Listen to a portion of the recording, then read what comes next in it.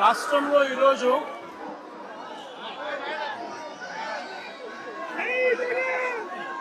జంగల్ రాజ్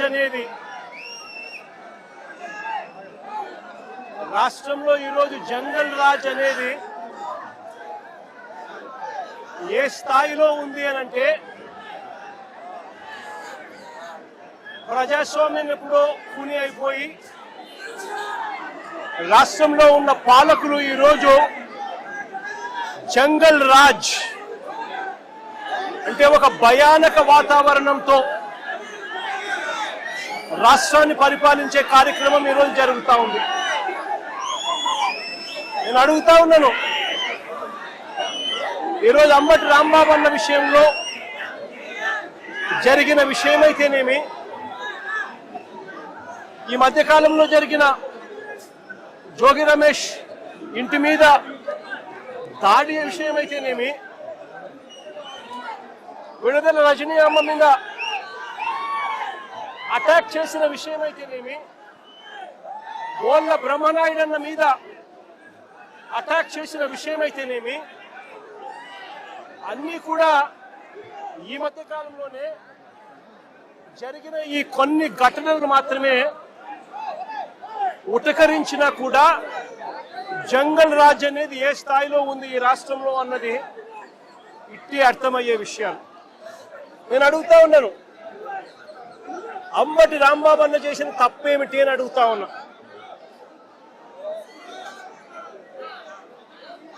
విడుదల రజనమ్మ చేసిన తప్పేమిటి అని అడుగుతా ఉన్నా. జోగి రమేష్ చేసిన తప్పేమిటి అని అడుగుతా ఉన్నా. కరుణాకర్ రెడ్డి తిరుపతి భూముల కరుణాకర్ రెడ్డి చేసిన తప్పేమిటి అని అడుగుతా ఉన్నా. కాకాని గోవర్ధన్ అన్న చేసిన తప్పేమిటి అని అడుగుతా ఉన్నా. బోళ్ళ బ్రహ్మనాయుడు అన్న చేసిన తప్పేమిటి అని అడుగుతా ఉన్నా. కేవలము చంద్రబాబు నాయుడు గారు అనే వ్యక్తి గత సంవత్సరంన్నర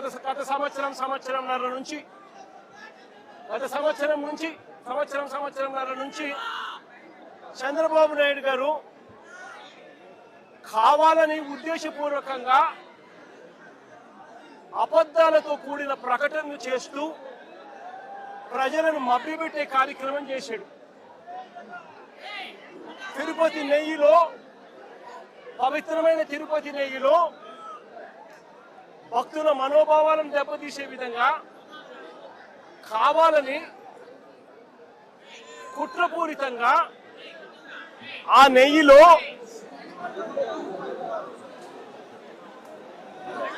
జంతువుల కొవ్వు ఉందని, గొడ్డు మాంసం కొవ్వు ఉందని,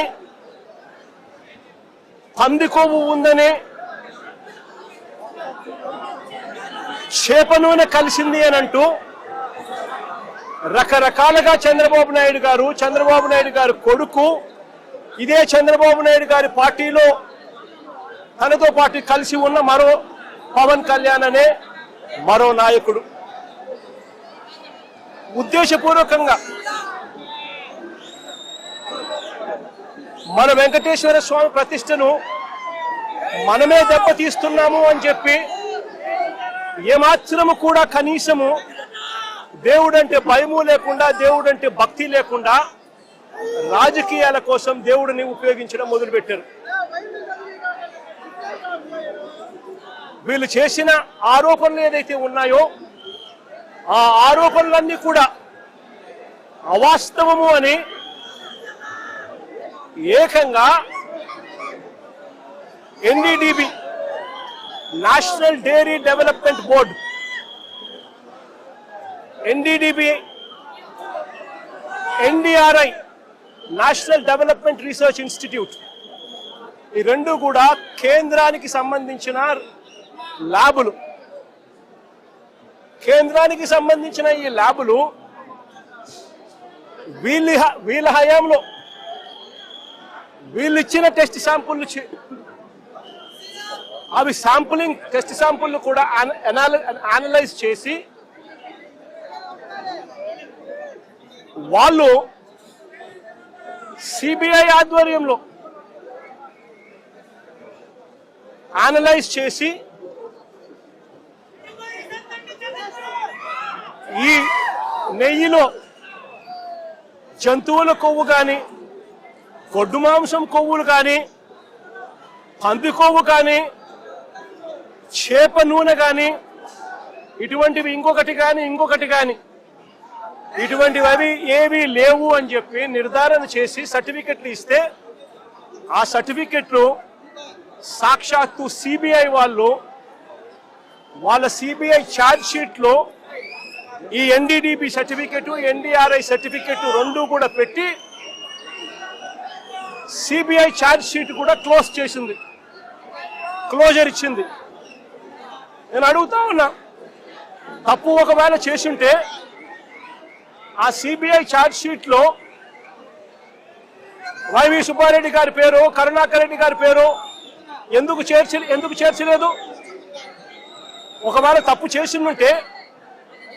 చేసినట్టు ఒక ఆధారాలుంటే, తప్పు నిజమే అయితే వీళ్ళని ఎందుకు అరెస్ట్ చేయలేదు? అంటే సిబిఐ క్లీన్ చిట్ ఇస్తా ఉంది, ఎటువంటి తప్పు జరగలేదు అని వీళ్ళ పేర్లు కూడా ఛార్జ్ షీట్లో పెట్టకుండా, వీళ్ళని అరెస్ట్ చేయకుండా సిబిఐ క్లీన్ చిట్ ఇస్తా ఉంది. ఎన్డీడీబీ ల్యాబ్, ఎన్డీఆర్ఐ ల్యాబ్, ఈ ల్యాబులు కూడా క్లీన్ చిట్లు ఇస్తా ఉన్నాయి. మరి ఇన్ని క్లీన్ చిట్లు ఇస్తా ఉన్న సందర్భాలలో అసలు ఈ సిబిఐ అనేది ఎందుకు వచ్చింది? వైవి సుబ్బారెడ్డి గారు సుప్రీంకోర్టుకు వెళ్ళి రాష్ట్ర ప్రభుత్వం చేస్తా ఉన్న ఆరోపణలు తప్పు, వీటి మీద విచారణ చేయండి అని వైవి సుబ్బారెడ్డి గారు సుప్రీంకోర్టుకు వెళ్ళి కేసేస్తే సుప్రీంకోర్టు వైవి సుబ్బారెడ్డి గారి పిటిషన్ మేరకు సిబిఐ చేత విచారణకు పర్మిషన్ ఇచ్చింది. వాళ్ళు విచారణ చేసి వీళ్ళెవరూ తప్పు చేయలేదు అని చెప్పి నిర్ధారించి ఎన్డీడీబీ, ఎన్డీఆర్ఐ ల్యాబుల సర్టిఫికెట్లు కూడా పొందుపరిచి క్లీన్ చిట్లు ఇస్తే చంద్రబాబు నాయుడు గారు అనే వ్యక్తి, పవన్ కళ్యాణ్ అనే వ్యక్తి, నారా లోకేష్ అనే వ్యక్తి, ఇంకా ఇటువంటి అన్యాయస్తులు ఎవరైతే ఉన్నారో వీళ్ళంతా కూడా చేసిన తప్పుకు చంపలేసుకొని ప్రజలకు, వెంకటేశ్వర స్వామికి చేసిన తప్పులకు లెంపలేసుకొని క్షమాపణ కోరాల్సింది పోయి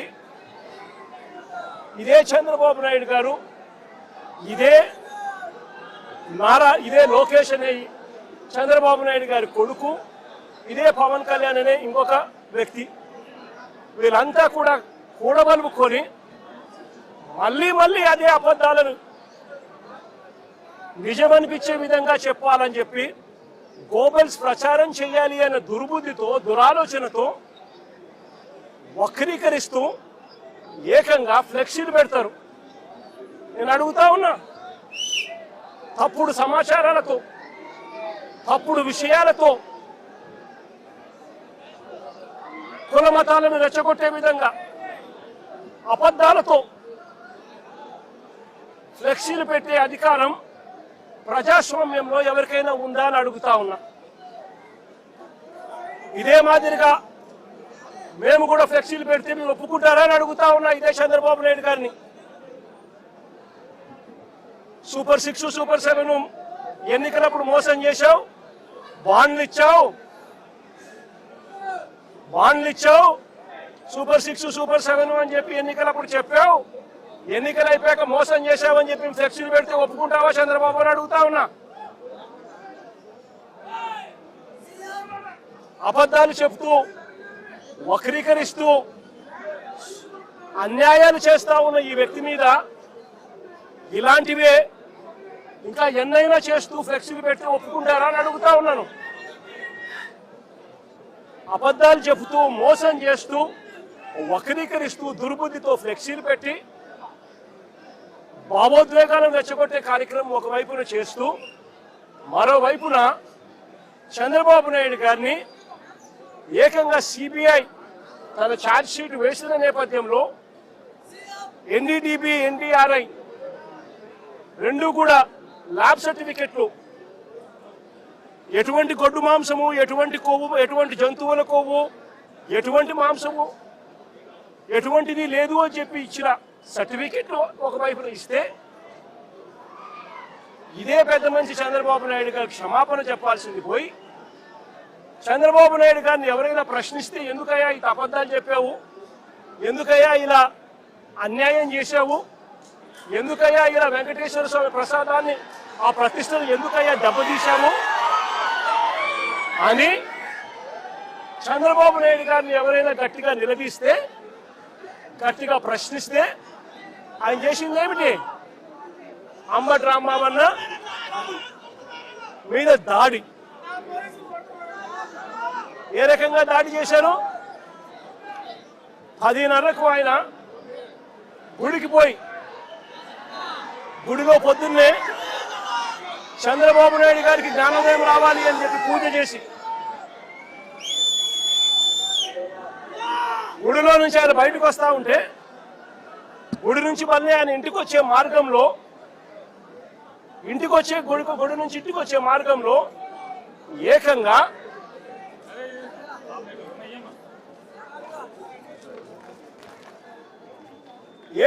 గుడి నుంచి తాను ఇంటికి వచ్చే మార్గంలో ఈ మాదిరిగా కట్టెలు పట్టుకొని పోలీసులను పెట్టుకొని పోలీసుల సమక్షంలో ఈ మాదిరిగా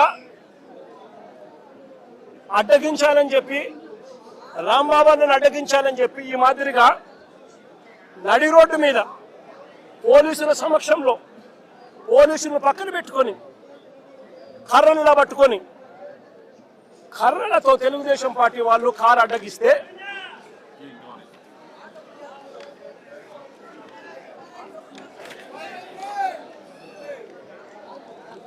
ఈ మాదిరిగా పోలీసులను పెట్టుకొని కర్రలతో ఈ మాదిరిగా కారు అడ్డగిస్తే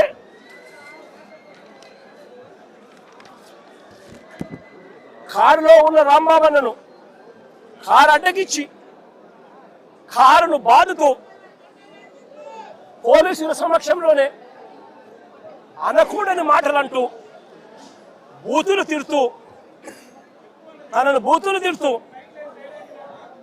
తన కారు మీద దాడి చేస్తే రాంబాబన్న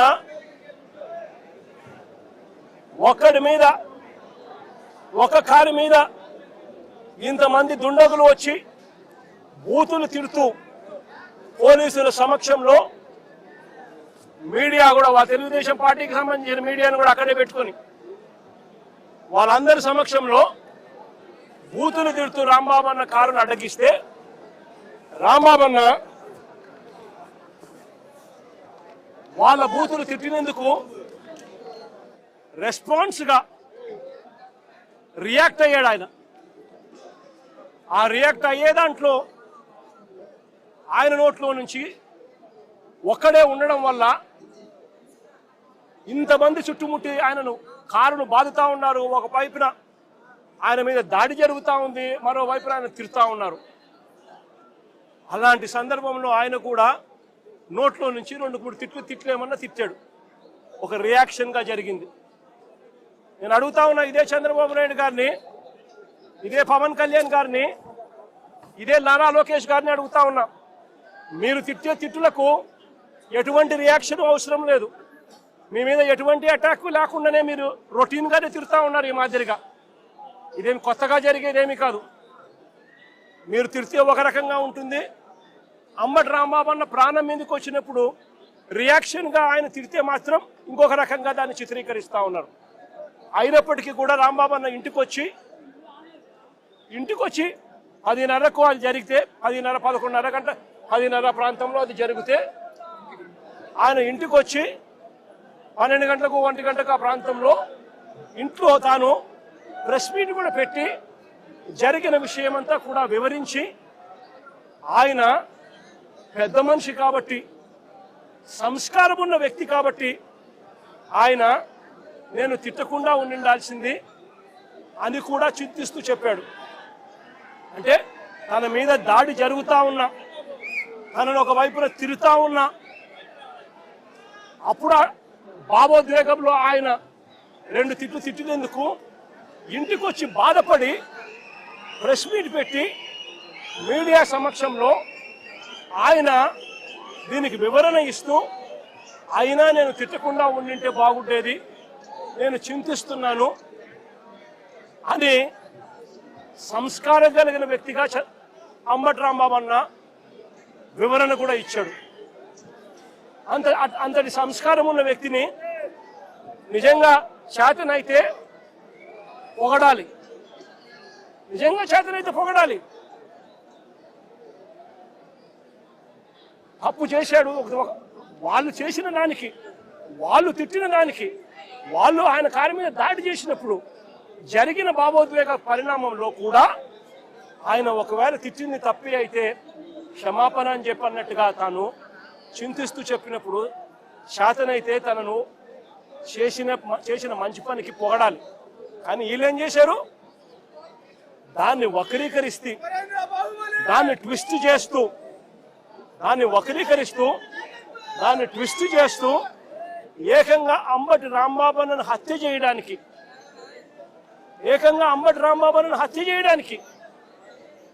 ఏకంగా 5 గంటల నుంచి, సాయంత్రం 5 గంటల నుంచి రాత్రి 1 గంట దాకా,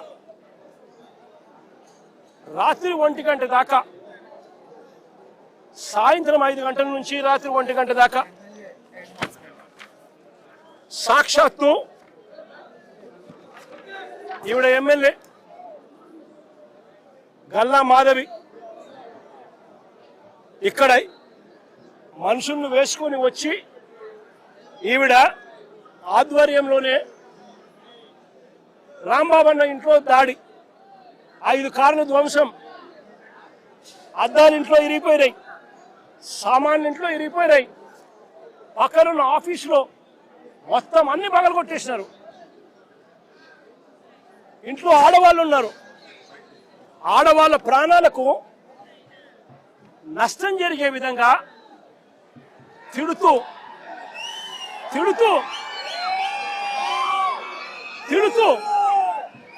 వీళ్ళు వ్యవహరించిన తీరు ఇది. గల్లా మాధవి ఎమ్మెల్యే గారి భర్త సాక్షాత్తు అంబటి రాంబాబు అన్న ఆఫీసును పగల కొడుతూ ఆ రూమ్లో ఉన్నప్పుడు ఫోటో. నేను అడుగుతా ఉన్నా,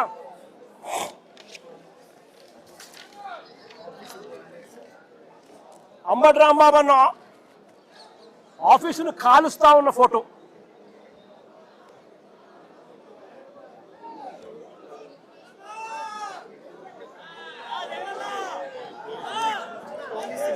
నేను అడుగుతా ఉన్నా, ఇవన్నీ పోలీసుల సమక్షంలోనే 5 గంటల నుంచి ఇవన్నీ జరుగుతూ ఉంటే, 5 గంటల నుంచి రాత్రి 1 గంట దాకా ఇవన్నీ జరుగుతూ ఉంటే పోలీసుల సమక్షంలోనే 5 కార్లు ధ్వంసం చేశారు, ఇల్లు మొత్తం, ఆఫీసు మొత్తం తగలబెట్టారు, ఆఫీసులో సామాన్లన్నీ విరగొట్టారు, ఇంట్లో ఉన్న అద్దాలన్నీ పగలగొట్టారు, ఇంట్లో ఆడోళ్ళు ఉండాలని కూడా చూడుకోకుండా ఏకంగా ఇంట్లోకి వచ్చే కార్యక్రమం చేశారు పోలీసుల సమక్షంలోనే. నేను అడుగుతా ఉన్నా, ఇది హత్యాయత్నం కాదా అని అడుగుతా ఉన్నా, ఇది ఆర్సన్ కాదా అని అడుగుతా ఉన్నా. మరి పోలీసులు దగ్గరుండి ఈ కాన్స్పిరసీలో భాగం కాదా అని అడుగుతా ఉన్నాను. ఇదే పోలీసులు బాధ్యత వహించాల్సిన, ఇదే పోలీసులు బాధ్యత తీసుకొని ఉంటే ఈ మాదిరిగా జరిగి ఉండేది అని అడుగుతా ఉన్నా. ఇక్కడ నుంచి ఎంత దూరంలో ఉందండి డీజీపీ ఆఫీసు, ఇక్కడ నుంచి ఎంత దూరంలో ఉందండి ఎస్పీ ఆఫీసు, ఏకంగా గుంటూరు సిటీలో, గుంటూరు నగరంలో ఎస్పీ ఆఫీసు, ఎస్పీ ఇల్లు ఇక్కడ నుంచి కూతపేట దూరంలో ఉంది. ఎంతమంది డిఎస్పీ లేరు, ఎంతమంది సిఐ లేరు. డీజీపీ ఆఫీస్ ఇక్కడ మంగళగిరిలో ఉంది, ఇక్కడ నుంచి కూతపేట దూరంలో మంగళగిరి, అక్కడ బెటాలియన్ ఉంది. కనీసము ఈ పోలీసులు ఫోన్ చేస్తే కూడా రెస్పాన్స్ లేదు. మా పార్టీ నుంచి బొత్స సత్యనారాయణ ఇలాంటి సీనియర్ నాయకులు ఇంటెలిజెన్స్ డీజీకి చీఫ్ సెక్రటరీకి ఇలాంటి పెద్ద పెద్ద ఎస్పీకి ఐజీకి ఇలాంటి అందరి ఆఫీసర్లకు ఫోన్లు కొడితే కనీసం ఫోన్లు కూడా ఎత్తరు. కాన్స్పిరసీలో భాగం కాదా ఇది అని అడుగుతా ఉన్నాను. 5 గంటల నుంచి సాయంత్రం 5 గంటల నుంచి 1 గంట దాకా 5 కార్లు పగలు కొడుతున్నారు. ఆఫీసులు తగలబెడతా ఉన్నారు. ఇంట్లో అద్దాలు పగలు కొట్టారు. ఇంట్లో చొచ్చుకొని పోయినారు. ఆఫీసులో సామాన్లన్నీ ఎరగొట్టారు. ఇంట్లో ఆడోళ్ళను ఉన్నారని కూడా చూడకుండా చేసిన పని. నేను అడుగుతా ఉన్నా, ఇది ధర్మమేనా అని అడుగుతా ఉన్నా, ఇది న్యాయమేనా అని అడుగుతా ఉన్నా. ఇంతటితో ఆగిపోలా. రాంబాబు అన్నను 10:30కి అరెస్ట్ చేస్తారు. రాంబాబు అన్నను 10:30కి అరెస్ట్ చేస్తారు. ఎందుకయ్యా అరెస్ట్ చేస్తారు రాంబాబు అన్నను? ఎందుకయ్యా రాంబాబు అన్నను అరెస్ట్ చేస్తారు? చంద్రబాబు నాయుడు గారిని తిట్టాడంట. చంద్రబాబు నాయుడు గారిని తిట్టినందుకు అరెస్ట్ చేస్తారట. మరి చంద్రబాబు నాయుడు గారు తిట్టినందుకు రాంబాబు అన్నను అరెస్ట్ చేసినప్పుడు మరి రాంబాబు అన్న ఇంటికి వచ్చి రాంబాబు అన్న కుటుంబ సభ్యులను హత్య చేయాలని ప్రయత్నం చేసి 5 కార్లు ధ్వంసం చేసి అద్దాలన్నీ పగలగొట్టి ఆఫీసుకు నిప్పంటించి చేసిన ఈ ఎమ్మెల్యే గారి భర్త సమక్షంలో ఇక్కడే జరిగితే వాళ్ళ మీద ఏం యాక్షన్ తీసుకున్నారు? స్టేషన్ బెయిల్ ఇచ్చి పంపించినారు. అదే చంద్రబాబు నాయుడు గారిని తిట్టాడు అని చెప్పి రాంబాబు అన్న తర్వాత మీడియా సమక్షంలో 1 గంటకి ఇన్సిడెంట్ జరగక మునిపే వివరణ ఇస్తూ తాను చింతిస్తూ వివరణ ఇచ్చినప్పటికీ కూడా రాంబాబును ఇంటి మీద అటాక్ చేసి రాంబాబును ఈ మాదిరిగా చేసిన దానికి వీళ్ళు మనుషులేనా అని అడుగుతా ఉన్నా. ఇది జంగల్ రాజ్ కాదా అని అడుగుతా ఉన్నా. అక్కడ జోగి రమేష్ మరుసటిలో జోగి రమేష్ ఇంట్లో పోలీసులు మళ్ళీ అక్కడే పోలీసుల సమక్షంలోనే అది కూడా అంతే. ఏకంగా పెట్రోల్ బాంబులు అంటే పెట్రోల్ పోసిన బాటిళ్లలో పెట్రోల్ పోసుకొని ఆ బాటిళ్లను ఇంట్లోకి ఇసురుతా ఉంటారు. జోగి రమేష్ ఇంట్లో కూడా 2 గంటల నుంచి మధ్యాహ్నం 2 గంటల నుంచి 5 గంటల దాకా దాదాపుగా 300-400 మంది అక్కడ ఒక చోట అక్యుములేట్ అవుతా ఉన్నారు. అక్కడ ఒక చోటికి అందరూ కూడా వచ్చేటప్పుడు పోలీసులు పక్కనే ఉన్నారు. పోలీసుల సమక్షంలోనే జరుగుతూ ఉంది. పోలీసులు జరిగిచ్చిన తర్వాత పోలీసుల సమక్షంలోనే జోగి రమేష్ ఇంటి మీద దాడి చేసి ఆయన ఇంటికి నిప్పట్టించే కార్యక్రమం చేస్తారు. రజనమ్మ అని ముందు రోజు గుడికి పోయి రజనమ్మ పూజ చేసుకొని వస్తూ ఉంటే వెంకటేశ్వర స్వామి గుడికి పోయి పూజ చేసుకొని వస్తూ ఉండేది. వెంకటేశ్వర స్వామి గుడికి పోయి పూజ చేసుకొని ఆయన వస్తూ ఉంటే ఆయనను అక్కడే అడ్డగించి గుడి బయటే ముందు రోజు గుడి బయటే ఆయనను అడ్డగించి ఆయనను తిడుతూ దుర్భాషలాడుతూ పోలీసుల సమక్షంలోనే ఆమె మీద కూడా దాడికి యత్నం చేశారు. ఇంకా ఏమైంది తెలుసా? ఇంకా ఆశ్చర్యం ఏమిటో తెలుసా? ఉల్టా అమ్మ మీదనే కేసు పెట్టారు.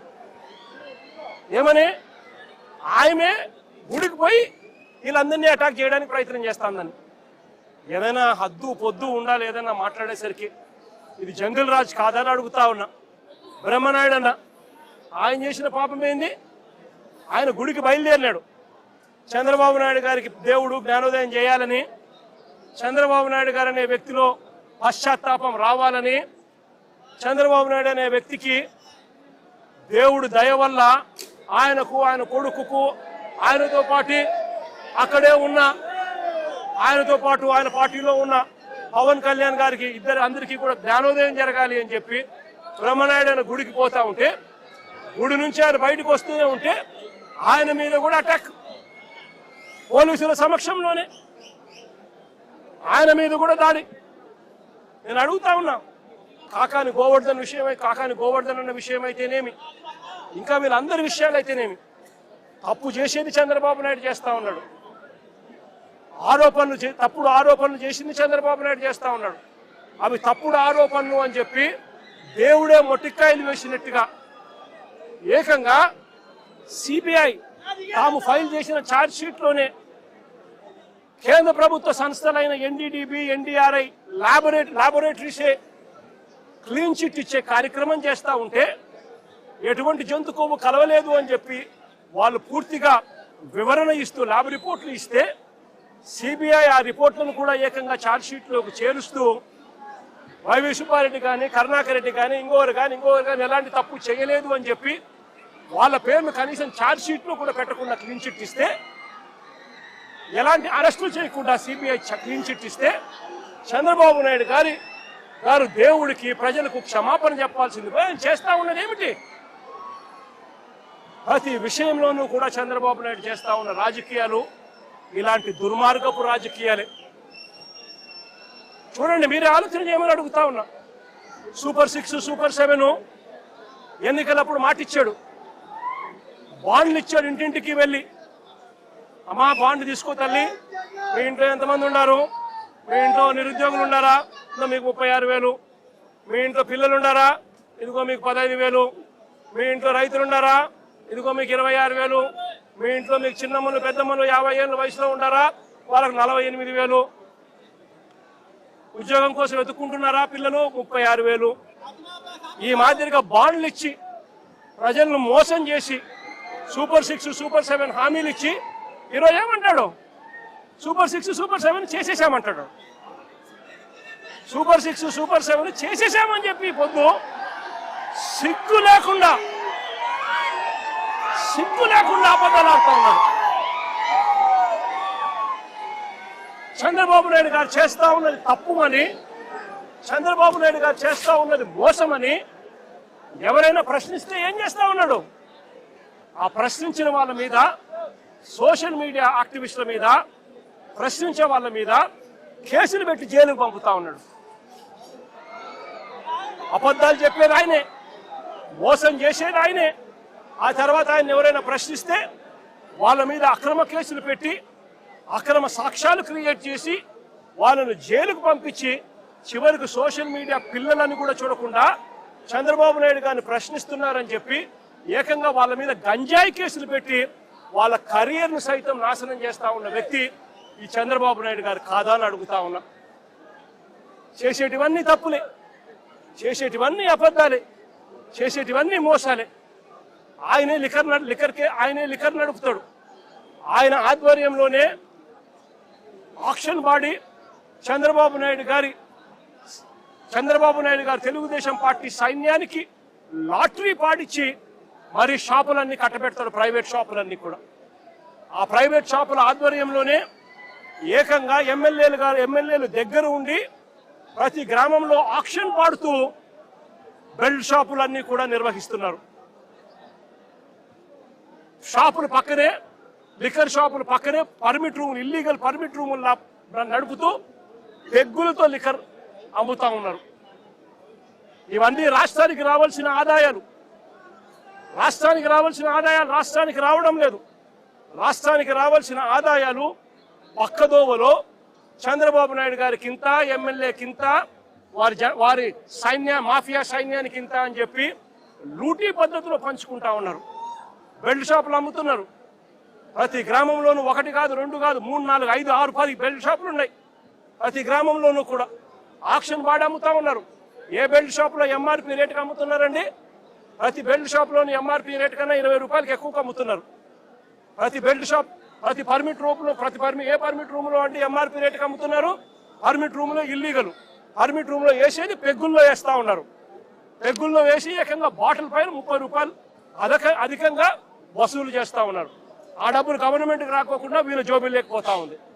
దీంతోనే సరిపోదు అన్నట్టుగా ఏకంగా ప్రతి 5 బాటిళ్లకు 1 బాటిల్ ఏకంగా వీళ్ళంతటికి వీళ్ళే కుటీర పరిశ్రమ పెట్టి చీప్ లిక్కర్ వీళ్ళే తయారు చేసి కల్తీ లిక్కరు ఏకంగా ప్రతి 5 బాటిల్లో 1 బాటిల్ ఈరోజు అమ్ముతా ఉన్నారు. ఈ రోజుకి కల్తీ లిక్కర్ తాగి పిల్లలు, చదువుకున్న పిల్లలు, ఇంజనీరింగ్ చదువుకొని బయటకు ఏదో ఊర్లోకి ఏదో సెలవుల కోసం వస్తే 4 పిల్లలు చనిపోయిన ఘటనలు ఈ మధ్య కాలంలో మనం చూస్తాం. కల్తీ లిక్కర్ తాగి, వీళ్ళ షాపుల్లోనే వీళ్ళు తయారు చేసిన ఈ ఇల్లీగల్ కల్తీ లిక్కర్ తాగి ప్రతి 5 బాటిళ్లకు 1 బాటిల్ కల్తీ లిక్కర్ చేస్తా ఉన్నది ఎవరు అని అంటే సాక్ష్య ఆధారాలతో సహా వీళ్ళ మనుషులు దొరుకుతారు. ఆ కల్తీ మద్యం కుటీర పరిశ్రమతో ఎవరంటే దొరికింది? జయచంద్రారెడ్డి అని తంబలపల్లెలో చంద్రబాబు నాయుడు తరపున తెలుగుదేశం పార్టీకి కంటెస్ట్ చేసిన క్యాండిడేట్ ఆయన తయారు చేస్తూ ఏకంగా ఎక్సైజ్ డిపార్ట్మెంట్కు దొరికితే లావాదేవీల్లో వాళ్లకు ఎక్సైజ్ డిపార్ట్మెంట్కు మధ్య లావాదేవీల్లో తేడాలు వచ్చి ఆ ఘటన బయటపడి దొరికితే దాంట్లో తెలుగుదేశం పార్టీ హయాం రాక్షస పాలన జరుగుతూ ఉంది. 18 నెలలుగా చంద్రబాబు నాయుడు గారే పాలన చేస్తూ ఉన్నాడు. ఇటువంటి రాక్షస పాలనలో ఎవడైనా మా పార్టీకి సంబంధించిన జోగి రమేష్ లాంటి వ్యక్తి ఎవరైనా వాళ్ళు లిక్కర్ నడుపుతారా? ఆలోచన చేయమని అడుగుతా ఉన్నాం.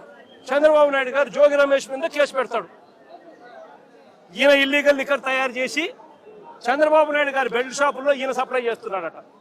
బెల్ట్ షాపులు ఆయనై, సప్లై చేసే మనుషులు ఆయనై, తయారు చేసే మనిషి, బెల్ట్ షాపులు ఆయనై, అమ్మేది ఆయన మనుషులు. మరి జోగి రమేష్ ఎలా చేస్తాడండి? ఆయన మీద కూడా ఇలాంటిదే తప్పుడు కేసు పెట్టి ఏకంగా జైలుకు పంపించిన కేసు. ఇలా ప్రతి ఒక్కరిని కూడా ఆయనే తప్పు చేస్తాడు, ఆయనే అబద్ధాలు ఆడతాడు, ఆయనే అన్యాయం చేస్తాడు. ఆయనను ఎవరైనా ప్రశ్నిస్తే ఆయన మీద తిరిగి దొంగ ఆధారాలతో దొంగ సాక్ష్యాలు క్రియేట్ చేసి వాళ్ళ మీద తిరిగి కేసులు పెట్టే కార్యక్రమం ఈ జంగల్ రాజులో జరుగుతూ ఉంది. ఈ జంగల్ రాజులో పరాకాష్ట నిన్న అంబటి రాంబాబు అన్న జరిగిన విషయము, జోగి రమేష్ ఇంట్లో దాడి విషయము, అదే రకంగా రజనమ్మ మీద అటాక్ విషయము, అదేవిధంగా బ్రహ్మనాయుడు అన్న విషయము, కాకాని గోవర్ధన్ అన్న విషయము, ఇవన్నీ కూడా నిజంగా పరాకాష్ఠకు చేరిన విషయాలు. అన్నిటికన్నా ఆశ్చర్యం ఇంకోటి ఏంటో తెలుసా? ఒక మంత్రిని, అంబటి రాంబాబు అన్న ఒక మంత్రి, కాపు కులంలో నిజంగా గర్వంగా చెప్తా ఉన్నా నేను, ఒక టైగర్ అని కూడా చెప్తా నేను. గొప్పగా బ్రతికినాడు, గొప్పగా ఒక వాల్యూ ఉన్న వ్యక్తి, ఒక విలువలున్న వ్యక్తి అని కూడా నేను గట్టిగా చెప్తాను. అలాంటి వ్యక్తిని ఆశ్చర్యం కలిగించే విషయం ఏంటంటే తప్పుడు కేసులో ఇల్లీగల్గా ఆయన్ని అరెస్ట్ చేయడమే కాకుండా స్టేషన్లో ఈ నల్లపాడు సిఐ వంశీ అట, పట్టాభిపురం సిఐ ఇంకొకడు వెంకటేశ్వర్లు అంట, వీళ్ళు అంబటి రాంబాబు అన్నను ఫిజికల్గా కొట్టడం జరిగింది. ఫిజికల్గా ఒక మంత్రిని కొట్టడం, అబ్యూస్ చేయడం. నిజంగా ఏం ప్రజాస్వామ్యంలో ఉన్నామా లేదా అని ఆలోచన చేయమని అడుగుతా ఉన్నా నేను. ఎల్లకాలం ఈ ప్రభుత్వం ఉండదు. దాదాపుగా 200 మంది సిఐలు, ఎస్ఐలు, డిఎస్పీలు ఇటువంటి వాళ్ళు విఆర్లో ఉన్నారు. మీ ప్రభుత్వంలో మీరు వీళ్ళందరినీ కూడా పక్కన పెట్టిన పరిస్థితిలో వాళ్ళంతా ఉన్నారు. కేవలం మీకు సంబంధించిన వాళ్ళని కొంతమందిని మాత్రమే సిఐలుగా వేసుకున్నారు, కొంతమందిని మాత్రమే మీకు సంబంధించిన వాళ్ళని డిఎస్పీలను వేసుకున్నారు, డిఐజీలను మీ వాళ్ళని వేసుకున్నారు. ఎస్పీలు గత్యంతరం లేక మీకు ఊడిగం కాస్తా ఉన్నారు. బీహార్లో ఏం జరుగుతా ఉందో నాకు తెలియదు, కానీ ఇక్కడ జంగల్ రాజును మీరు సృష్టించి నడిపిస్తా ఉన్నారు. కానీ నేను అందరికీ కూడా ఒకటే చెప్తా ఉన్నా, ఎల్లకాలం ఇదే మాదిరిగానే జరగదు. 2 ఏళ్ళు కన్ను మూసుకుంటే అయిపోయింది, మరో 3 ఏళ్ళు కూడా కన్ను మూసుకుని కన్ను తెరిచేసరికి మరో 3 ఏళ్ళు కూడా అయిపోతుంది. ఆ తర్వాత వచ్చేది మాత్రం మా ప్రభుత్వం అని చెప్పి కూడా ప్రతి ఒక్కరికి కూడా ఈ సందర్భంగా కూడా చెప్తా ఉన్నా.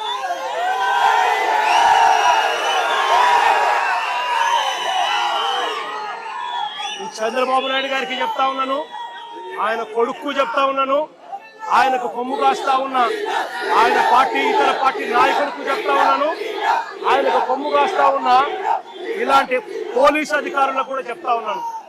ఎల్లకాలం ఇలా అన్యాయం చేస్తా ఉంటే మాత్రం ఎప్పుడు కూడా దేవుడు చూస్తూ ఊరుకోవడానికి మాత్రం గుర్తుపెట్టుకోండి. ఖచ్చితంగా మీకు మొట్టికాయలు పడతాయి. రేపు పొద్దున మా ప్రభుత్వం వచ్చిన తర్వాత వీటి అన్నిటి మీద కూడా ఎంక్వైరీలు వేస్తాము, వడ్డీతో సహా చెల్లిస్తారు అని కూడా ఈ సందర్భంగా అందరికీ కూడా చెప్తా ఉన్నాం. అందరినీ కూడా బోన్లలో నిలబెడతాము, సాక్ష్యాలు ఆధారాలతో సహా యూనిఫామ్లు ఒక్కొక్కరికి కూడా ఇప్పించి వీళ్ళందరితో పాటు ఈ కాన్స్పిరసీలో భాగమైన ఇతర రాజకీయ నాయకులు ఎవరెవరైతే చేసినారో వాళ్ళందరినీ కూడా ఒక్కలో పెట్టి న్యాయం జరిగేట్టుగా వడ్డీతో సహా వీళ్ళంతా కూడా చెల్లించే పరిస్థితి కూడా వస్తుందని కూడా ఈ సందర్భంగా ప్రతి ఒక్కరికి కూడా హెచ్చరిస్తా ఉన్నా. జరుగుతూ ఉన్నది విషపూరిత విత్తనాలు నాటుతా ఉన్నారు. దయచేసి ఈ విషపూరిత విత్తనాలు నాటడం ఇప్పటికైనా ఆపండి. ఇది గన ఆపకపోతే గన రేపొద్దున ఈ విషపూరిత విత్తనాలు మీరొక్కరికే మీకు మాత్రమే వర్తిస్తాయని అనుకోవకండి. ఈ రోజు వైఎస్ఆర్సీపీకి సంబంధించిన ప్రతి గ్రామ స్థాయిలో కూడా ప్రతి కార్యకర్త కూడా దెబ్బతినున్నాడు, ప్రతి నాయకుడు దెబ్బతినున్నాడు. మీరు చేస్తా ఉన్న అన్యాయానికి వీళ్ళంతా కూడా దెబ్బతిని ఉన్నారు. వీళ్ళంతా రేపొద్దున మా ప్రభుత్వం వచ్చినప్పుడు వీళ్ళంతా కూడా మీ విషపూరిత విత్తనాలు ఆ రోజు పెద్ద చెట్లు అయినప్పుడు వీళ్ళు కన్నా స్పందించే తీరు స్పందిస్తున్నప్పుడు మీకేం జరుగుతుంది అని కూడా ఆలోచన చేసుకోమని చెప్పి చంద్రబాబు నాయుడు గారిని గట్టిగా హెచ్చరిస్తా ఉన్నా. ఇప్పటికైనా బుద్ధి జ్ఞానం తెచ్చుకోండి. దేవుడు అంటే భయము భక్తి తెచ్చుకోండి. దేవుడు అంటే భయము భక్తితో బుద్ధి జ్ఞానంతో మంచి పరిపాలన ఇచ్చి ప్రజలకు మేలు చేసి వాళ్ళ గుండెల్లో స్థానం సంపాదించుకునే కార్యక్రమం చంద్రబాబు నాయుడు గారు చేయాలి. చేతనైతే సూపర్ 6లు సూపర్ 7లు ఇటువంటి అన్ని కూడా అబద్ధాలు చెప్పకుండా మోసం చేయకుండా ప్రజలకు మంచి చేసి ఇచ్చే కార్యక్రమం చేయండి. మీ పుణ్యాన అని చెప్పి నిర్వీర్యమైపోయిన స్కూళ్లను బాగు చేయండి. ఫీజు రీయింబర్స్మెంట్ బకాయిలు 8 క్వార్టర్లు పిల్లలకి ఇంతవరకు ఇలా పిల్లలు చదువులు మానేస్తా ఉన్నారు. వాళ్ళ పరిస్థితి గమనించి వాళ్ళ చదువులను ఆదుకునే కార్యక్రమం చేయండి. ఆరోగ్యశ్రీ హాస్పిటల్స్ మూసేస్తా ఉన్నారు. పేదవాడికి వైద్యం అందని పరిస్థితిలో పేదవాడు ఉన్నాడు. ఆ ఆరోగ్యశ్రీ నెట్వర్క్ హాస్పిటల్కి ఇవ్వాల్సిన బకాయిలు క్లియర్ చేసి ఆ నెట్వర్క్ హాస్పిటల్ నిలబెట్టి మళ్ళా పేదవాడికి ఉచితంగా వైద్యం అందించే కార్యక్రమం చేయండి. చేతనైతే ఆ 17 మెడికల్ కాలేజీలు మీ స్కాముల కోసం అమ్మకుండా ఆ 17 మెడికల్ కాలేజీలను పూర్తి చేసి పేదవాడికి మధ్యతరగతి వాళ్లకు ప్రజలకు మంచి చేసే కార్యక్రమం చేయండి. చేతనైతే రైతులకు గిట్టుబాటు ధరలు కల్పించే కార్యక్రమం చేయండి. చేతనైతే రైతులకు నువ్వు ఇస్తావన్నా ఇప్పటికే అన్నదాత సుఖీభవ 40,000 ఇస్తారన్నావు, కేవలం 10,000 ఇచ్చావు, 30,000 ఎగరగొట్టావు. ఆ 30,000 ఇచ్చి రైతులకు గిట్టుబాటు ధరలు ఇచ్చే కార్యక్రమం కూడా ఖచ్చితంగా జరిగించే కార్యక్రమాలు కూడా వ్యవసాయాన్ని చక్కబెట్టి ఖచ్చితంగా జరిగించే కార్యక్రమం మీద ధ్యాస పెట్టండి. ఇవేవి కూడా ధ్యాస లేదు, మన్ను లేదు, పాడు లేదు. చేసేదంతా కూడా అవన్నీ కూడా ఎట్లాగూ నిర్వీర్యం కాబట్టి ఈయన చేసేటివన్నీ కూడా అబద్ధాలు మోసాలే కాబట్టి చేసేదంతా ఇంకా ఏమిటి, ఎవరైనా ప్రశ్నిస్తే ప్రశ్నించిన వారి గొంతులు పట్టుకొని నలపడమే ఈయన చేసే పని. ఈయనకు వత్తాసు పలుకుతా ఉన్న కొంతమంది తొత్తులు లాంటి పోలీసులు, కొంతమంది తొత్తులు లాంటి అధికారులు ఈయనకు తోడుగా ఉండి నడిపిస్తా ఉన్న పని. అందరికీ ఇక్కడ జ్ఞానోదయం రావాలని చెప్పి కోరుకుంటా ఉన్నాను. ఇలాంటివి జరిగితే మాత్రం చూస్తూ ఊరుకునే కార్యక్రమం ఖచ్చితంగా ఉండదు. ఖచ్చితంగా స్పందన కూడా ఉంటుందని కూడా ఈ సందర్భంగా ఖచ్చితంగా చెప్తా ఉన్నాము. ఇలాంటి ఘటనలు జరిగితే రేపొద్దున రాష్ట్ర వ్యాప్తంగా కూడా బంద్ పిలుపును కూడా ఇచ్చే కార్యక్రమాన్ని కూడా వెనకడుగు వేయము. ఇంకా అడుగులు వేగంగా కూడా పడతాయి. ఇలాంటివి కన్నా ఆగకపోతే మాత్రం చంద్రబాబు నాయుడు గారిని గట్టిగా వార్నింగ్ ఇస్తూ చెప్తా ఉన్నాము. ఇష్యూస్ పెద్ద అవుతాయి. ఢిల్లీ లెవెల్లో కూడా ఎన్హెచ్ఆర్సీకి కూడా రిపోర్ట్ కూడా కంప్లైంట్ కూడా ఇచ్చే కార్యక్రమం చేస్తా ఉన్నాము. కోర్టుల తలుపులు తడతాము. సుప్రీంకోర్టులలో కూడా జరుగుతూ ఉన్న అన్యాయం గురించి కూడా చెప్పే కార్యక్రమం చేస్తాము. అన్ని రకాలుగా పోరాటాలు జరుగుతూనే ఉంటాయి. వైఎస్ఆర్సీపీకి సంబంధించిన ప్రతి కార్యకర్త చంద్రబాబు నాయుడు గారు ఈ మాదిరిగా చేస్తే భయపడతారు అని చంద్రబాబు నాయుడు అనుకుంటే చంద్రబాబు నాయుడు గారు మూర్ఖుడు అని చెప్తా ఉన్నాను. బంతి ఎంత బలంగా నేలకేసి కొడితే బంతి అంత బలంగా 4 ఇంతల వేగంతో పైకి లేస్తుంది అన్నట్టుగా వైఎస్ఆర్ కాంగ్రెస్ పార్టీ కార్యకర్తలు 4 ఇంతల వేగంతో ఇంకా రెచ్చిపోయి చంద్రబాబు నాయుడు గారి ప్రభుత్వాన్ని కూపటి వేలతో సహా పెకిలించి వేసే కార్యక్రమం కూడా జరుగుతుందని కూడా ఈ సందర్భంగా గట్టిగా చెప్తా ఉన్నాను.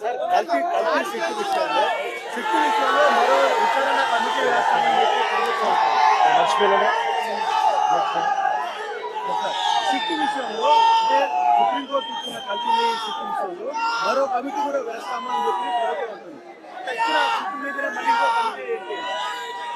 చంద్రబాబు నాయుడు గారు అనే వ్యక్తి ఎలాంటి దుర్మార్గుడు, ఎలాంటి రాక్షసుడు అని అంటే తాను అబద్ధం చెప్పాడు అని, మోసం చేశాడు అని ప్రజలకంతా తెలిసిపోయింది.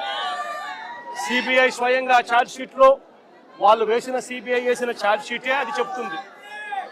ఎటువంటి ఛార్జ్ షీట్లో వీళ్ళు ఎవరి పేర్లు పెట్టకపోవడము, ఎవరిని అరెస్ట్ చేయకపోవడము, అదే మాదిరిగానే ఎన్డీడీబీ రిపోర్ట్లు, ఎన్డీఆర్ఐ రిపోర్ట్లు కూడా చంద్రబాబు నాయుడు గారు అనే వ్యక్తి చెప్పింది తప్పుడు ప్రచారము తప్పులు అని చెప్పి కూడా ఏకంగా రిపోర్ట్లు కూడా వాళ్ళు ఇచ్చి ఆ రిపోర్ట్లు కూడా ఏకంగా సిబిఐ ఛార్జ్ షీట్ లో కూడా పెట్టిన నేపథ్యంలో చంద్రబాబు నాయుడు గారు చేసిన తప్పులు రాష్ట్ర ప్రజలందరికీ కూడా తెలిసిపోయిన నేపథ్యంలో చంద్రబాబు నాయుడు గారు గోబెల్స్ ప్రచారంలో భాగంగా అబద్ధాలకు పదును పెడుతూ ఏకంగా ఇప్పుడు ఆయన ఇంకొక కమిటీ వేస్తాడట.